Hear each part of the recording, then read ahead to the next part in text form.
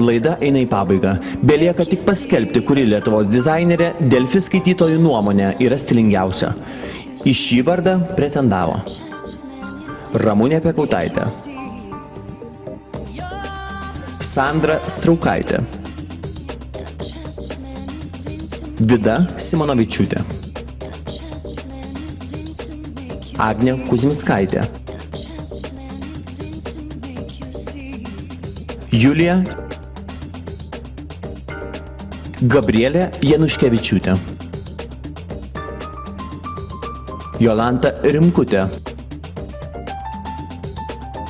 Ieva Ševekovaitė, Eglė Žiemytė, Kristina Kuropenytė.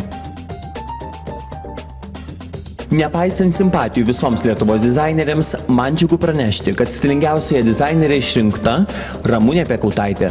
Sveikiname. Deja, ji šiuo metu yra išvykus, tačiau mes ją būtinai pakalbinsime. Kadangi Lietuvoje dizaineris yra pakankamai stilingos, nes turi laiko pasisiūti savo, tad aš ir toliau linkiu nelikti batsiuvėms be batų ir toliau puošti mūsų gražias Lietuvos moteris.